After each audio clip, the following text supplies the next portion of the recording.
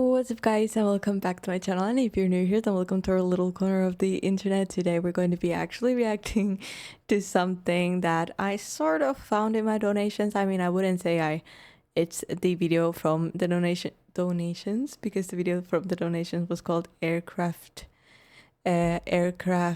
carrier bucket list, I think was the original video. But I've seen this video when I was looking for it, inside the world's largest aircraft carrier, and I'm guessing it is kind of somewhat similar to the video that was suggested, so I thought that we would watch this. I have watched one video on the aircraft carriers on the whole lifetime of this channel, so I'm excited to see more. And yeah, without further ado, let's see what this video is about. As the world's largest aircraft carrier in the world's dominant navy, the USS Gerald R is gargantuan.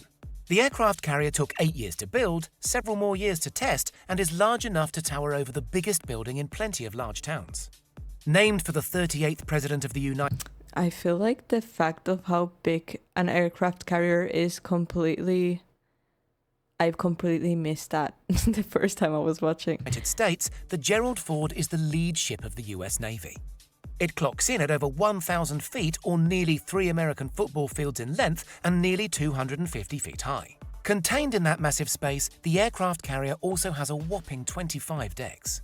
The massive ship, which can house over 4,500 people and carry over 75 aircraft, is powered by 2 nuclear... What was the first video that I reacted to? What was my first introduction to aircraft carriers? Because I definitely did not know that they're this big. Reactors, and fully loaded weighs in at over 100,000 tons. What? That makes her the largest warship ever constructed. The total building cost is estimated at over $17 billion, including $5 billion spent on research alone. After several delays, it came in at 22% over the intended budget. Construction began in 2009 and was completed and finally delivered to the Navy in late 2017, after the ship was formally commissioned. From 2009 to 2017? That's crazy. By Donald Trump. Gerald Ford himself died during the period of construction, so while the naming was already in place, Ford was never able to see the finished product. The ship's primary purpose, of course, is to provide a launch base for those 75 aircraft. Inside is a huge hangar where aircraft are stored when they're not on deck or on missions. Inside the hangar, there's also an array of weaponry and several massive lifts designed to move the weaponry from storage locations to the aircraft ready to be armed. You might be familiar with videos of the intense-looking takeoffs and landings that military aircraft undertake from aircraft carriers. The Gerald R. Ford's deck is the longest on offer for these daring pilots. Don't they have like I do remember that they have kind of like a slingshot thing for the planes, right? Like they kind of like shoot the planes out of there. I don't think that's the correct way to say it, but is that correct? But they still have to launch and land their jets on just under 1,100 feet of deck. Or maybe it's not, because it definitely didn't look like that. I don't know where I got that concept from. All with a severe overhanging drop-off into the ocean. The aircraft are controlled from a bubble, more formally an integrated catapult control system through which officers set up the high-paced catapult-assisted takeoffs. In the tower, there we go. Powerful computers assist in the arrangement of aircraft on the deck. Improvements in technology mean that 25% more aircraft can be launched daily by 25% fewer crew members than would be required on the Nimitz models of warships that predated the Gerald Ford. In the long term, it's hoped that the reduced crew numbers required will help offset the high cost of the new ship.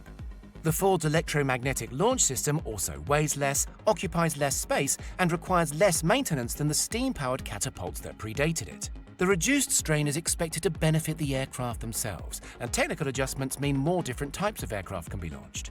The technology did cause some delays in construction and continue to cause issues, but had Navy officers gushing. She is truly a technological marvel, Chief of Naval Operations Admiral Jonathan Greenert has said. She will carry unmanned craft, joint strike fighters, and she will deploy lasers. Once planes land, there are more than 40 different fueling stations to help get them back. Sorry, but as someone who's like for the first time seeing all the things that the military has, thanks to this channel, it's just so insane. Off the deck. The officers still have access to the old ways of doing things, the Ouija board model. In the Ford's case, the sailors collect autographs of famous visitors, including presidents, on currency and also keep these on their Ouija board. On the side of the deck, chutes are provided for offloading any weapons that might be misfired, a legacy safety measure after an incident in the 60s with a weapons failure that led to a fire and over 100 deaths aboard the USS Forrestal. Of course, the various types of aircraft aren't the only weaponry on offer to the carrier. In order to protect its own decks, the ship features numerous Sea Sparrows, short-range anti-aircraft and anti-missile weapons. The ship also features ram weapons, lightweight surface-to-air options that can be moved around the deck. The broader control center is, of course, the bridge, from which the twin nuclear engines can be used to power the massive ship to speeds of over 30 knots. As you can probably imagine, at 100,000 tons, it takes quite a while to stop. While the core functions of the ship are usually controlled digitally, there is an actual physical steering wheel as a backup. Both paper and digital systems are used to navigate, but the touchscreen setup is said to almost drive itself.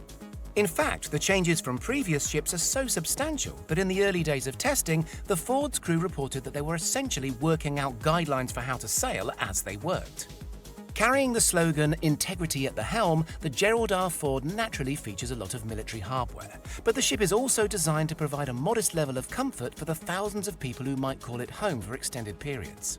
The Ford is a modern carrier, however, and Don't they go out with that for like maybe even 8 months, 11 months straight? Is that true? I don't know where I'm getting this information from, but if I remember correctly, then I'm learning, guys. so has gender-neutral toilets. While most of those on board are typically men, that means no urinals on the whole ship. The reasoning, though, is not political but practical. This is designed to give the ship flexibility because there aren't any berthing areas that are dedicated to one sex or the other, Operations Specialist First Class Kalia Motzenbacher told Navy Times.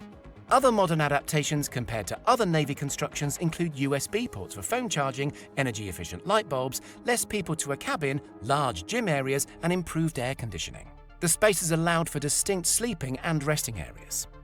Talking of the improved space, I think I would get claustrophobic in a place like that and in the middle of the ocean, but my respects to people who can handle this because it's probably not an easy task. a controlman said, "Usually we have about 12 guys struggling with each other to get in their firefighting ensemble. But here you can get dressed out and have someone inspect you with enough space for others to enter and exit the area. Big difference, huge difference." Crewmen are also said to be impressed with the shorter queues for food, connected with the ship's layout and improvements to their berths. Flat-screen TVs with on-demand TV, boxing facilities and a chapel all feature. Wow. Markings on the hangar floor show it doubles as a basketball court, which could make for some interesting games at sea. Plush conference rooms include polished tables and ceremonial flags, while the captain's cabin is home to lots of Gerald Ford memorabilia. There's even a nice history connecting President Ford back to the ship itself. Ford's picture hangs over the aircraft carrier. He's honoured not just as a president, but as a Navy veteran too. Ford was stationed aboard the USS Monterey during World War II, 30 years before he became president. He's said to have saved the ship during a particularly bad storm. Ford is also thought to have been saved from going overboard during a storm by his foot getting caught in a drain on deck. As a result, a statue of Ford on board the modern ship features that drain. Unfortunately, the ship is yet to be fully operational due to teething problems. A report in early 2021 stated that the ship was facing a launch failure of its aircraft every 181 attempts, well short of the once every 4,166 required. It's not yet clear how these issues are going to be fixed. Latest indications are the ship might be deployed sometime in 2022. Wait, this is an old video. Isn't it deployed already? Or am I wrong? It is deployed already, isn't it? I didn't know that this was such an old video. All in, we think it would take a long period at sea to even get to know the stacked floors and modern technology that make up the Gerald Ford. The sheer size of the place would certainly offer plenty of variety in terms of work and entertainment. That, we think, would be entertaining in itself. Would you step on board? Or would being restricted to an area even this big in the middle of the ocean just be a little bit too much? Tell us in the comments. At least for me, it definitely would. I'm sorry, guys. I didn't know that this video was so old, but I still found it quite fascinating and interesting, and it definitely gave me a different perspective on the aircraft carrier.